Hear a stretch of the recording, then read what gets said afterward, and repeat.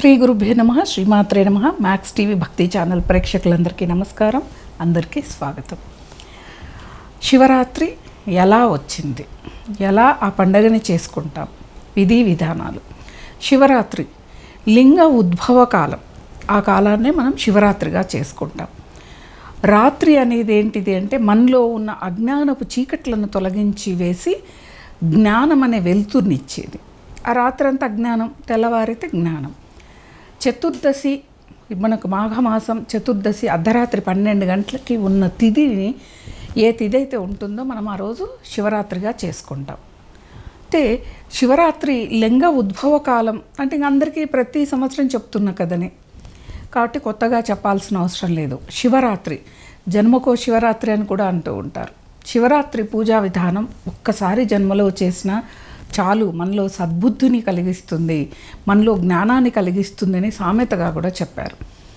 అయితే ఈ రోజున ఏ విధంగా పూజ చేయాలి, ఏ విధి విధానాలు ఏంటిది, ఏ పండుగైనా మనం ఏ ప్రత్యేక పూజలైనా, నోములైనా, వ్రతాలైనా ఏదైనా ముందుగా ఇల్లు శుభ్రం, ప్రధాన ద్వారం పూజించుకోవటం, అలాగే గుమ్మం ముందు ముగ్గులు వేయటం, తలారా స్నానం చేయటం, ఉతికి శుభ్రపరిచిన దుస్తులు ధరించటం, అలాగే పూజా మందిరం మొత్తం శుభ్రం చేసుకొని విగ్రహాలు, ఫోటోలు అన్నీ కూడా శుభ్రం చేసుకొని అందంగా పువ్వుల్ని పెట్టి, అలాగే దీపాలు. మరి మనం శివరాత్రికి శివుణ్ణి ఆరాధించుకోవాలి కదమ్మా అంటే అవును, శివుని యొక్క లింగం మీ ఇంట్లో ఉంది అంటే లింగానికి అభిషేకం చెయ్యండి, పంచామృతాలతో అభిషేకం చేయండి. మనకి ఇప్పుడు చెరుకు రసం అని, పళ్ళ రసాలని, పళ్ళతోని, అన్నంతో అని, విభూతితో అని అనేక రకాలుగా అభిషేకాలు చేస్తాం మనం. ఏ అభిషేకం చేసినా అది ఒక్కొక్క దానికి ఒక్కొక్క ఫలితం ఉంటుంది. కాబట్టి అన్నీ తెచ్చుకునే సమయం ఇప్పుడు ఉండదు. కాబట్టి మనకి పంచామృతాలు అయితే మనకి ఇంట్లోనే ఉంటాయి. అన్నీ తేనె ఉంటుంది, పాలు ఉంటుంది, పెరుగు ఉంటుంది, నెయ్యి ఉంటుంది, అలాగే పంచదార ఉంటుంది. ఇవన్నీ కూడా ఇంట్లో ఉండేవే కాబట్టి వీటితో మీరు అభిషేకం చేసుకోండి. అభిషేకం అయ్యాక మళ్ళా స్వామివారిని శుభ్రపరిచి ఆ లింగాన్ని గంధము కుంకుమంతో బొట్టు పెట్టి ఒక సింహాసనం వేసి స్వామివారికి బిల్వాలతో అర్చన చెయ్యండి. బిల్వాలు సిటీలో ఎక్కడో అమ్ముతారో అక్కడికి పోయి తెచ్చుకోవాలి, మా దగ్గర లేవు అని అనుకునే వాళ్ళు కనీసం ఒక్క బిల్వమైనా పెట్టండి. త్రిదళం త్రిగుణాకారం అంటారు కదా, అలా ఒక్క బిల్వం పెట్టి మిగతా పూలతో మీరు పూజ చేయండి. ఓం నమః శివాయ అనే మంత్రాన్ని ఎక్కువగా జపించండి శివరాత్రి రోజున.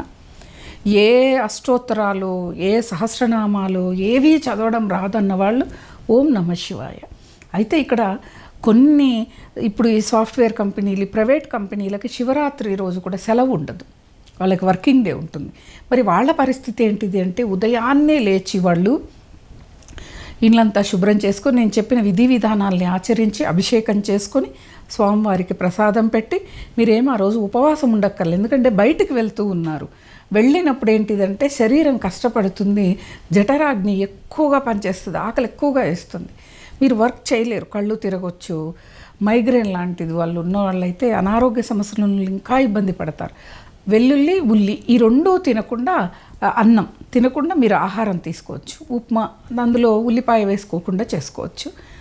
అలా కొన్ని పదార్థాలని మీరు ఆహారంగా తీసుకుంటూ మీరు ఆఫీస్కి వెళ్ళిపోండి. మళ్ళా రాత్రి వస్తారు కదా, అర్ధరాత్రి చతుర్దశి అర్ధరాత్రి ఉన్న సమయాన 12 గంటలకి మళ్ళీ అభిషేకం చేయండి. మళ్ళీ స్నానం చేసి తలారా స్నానం చేయండి, ఉతికి శుభ్రపరిచిన వస్త్రాలను ధరించండి, సో ఆ లింగాన్ని పెట్టండి, అభిషేకం చేయండి. తర్వాత యథావిధిగా పూజ చేయండి. ఓం నమః శివాయ మంత్రంతోనే చేయండి.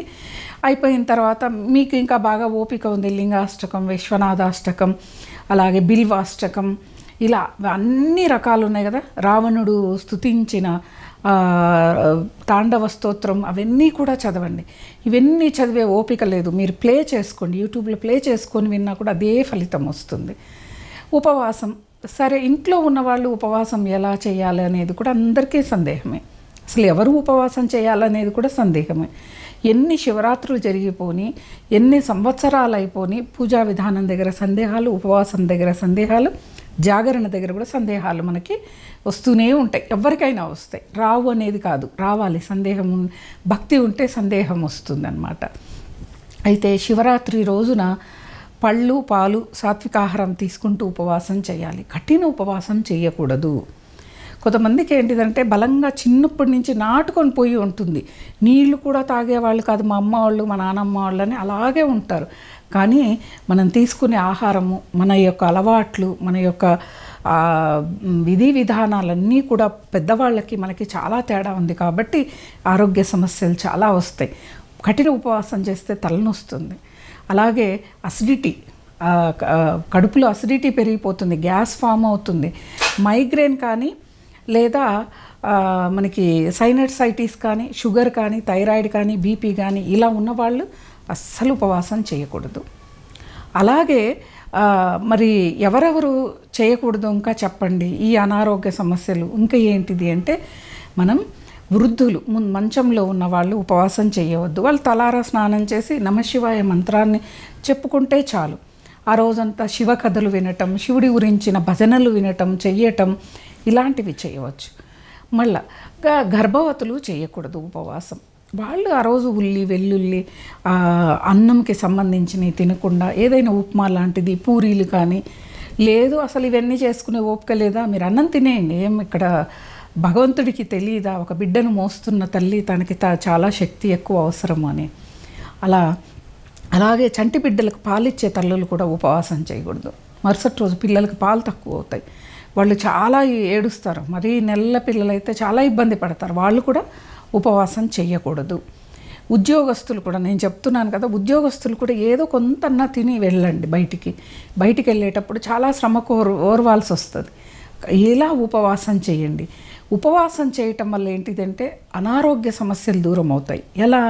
కడుపులో ఉన్న మలినాలన్నీ తొలగించుకునే అద్భుతమైన ప్రక్రియ ఇది ఉపవాసం. కాబట్టి ఉపవాసం చేయమని చెప్పేది. అదే కడుపు ఖాళీగా ఉంది అంటే కొంచెం, అంటే మనం రోజు ఫుల్గా తినేస్తాం, కొంచెం కూడా గ్యాప్ ఇవ్వం, తింటాం కదా. ఈరోజు కొంచెం ఒక పావు భాగం మాత్రమే తినండి. తింటే భగవంతుణ్ణి స్మరించుకునే ఓపిక ఉంటుంది, నిద్ర రాదు. కడుపు నిండా తిన్నామనుకో నిద్ర వస్తుంది కదా, దేవుడి దగ్గర కూర్చుంటూ ఒకటే తూగొస్తూ ఉంటుంది. అలా ఉండకుండా ఉండడానికే ఈ ఉపవాసం అనేది చెప్పారు. శివరాత్రి రోజు ఉపవాసం ఎందుకు అంటే పాపాన్ని హరింపచేస్తుంది. మనము ఆహార సంబంధంగా చాలా పాపాలు చేస్తాం, మనకు తెలీదు. ఆహారాన్ని పడేస్తూ ఉంటాము. అలాగే ఎవరన్నా అడిగితే ఆహారం పెట్టకపోవటం, ఆకలో రామచంద్ర అన్న వాళ్ళకి ఆహారం పెట్టకపోవటం, దాన ధర్మం, అన్నదానం అలాంటివి చెయ్యకపోవటం, ఇలాంటి వాటి వల్ల మనకి కడుపు సంబంధమైన అనారోగ్య సమస్యలు వస్తాయి. వాటన్నిటినీ తొలగించుకునే అద్భుతమైన రోజు శివరాత్రి రోజు. ఈ రోజున దాన ధర్మాలు చేయండి, అన్నదానం చేయండి. అద్భుతంగా మీకున్న అనారోగ్య సమస్యలు అంటే ఉదర సంబంధమైన సమస్యలను మీరు తొలగించుకున్న వాళ్ళు అవుతారు.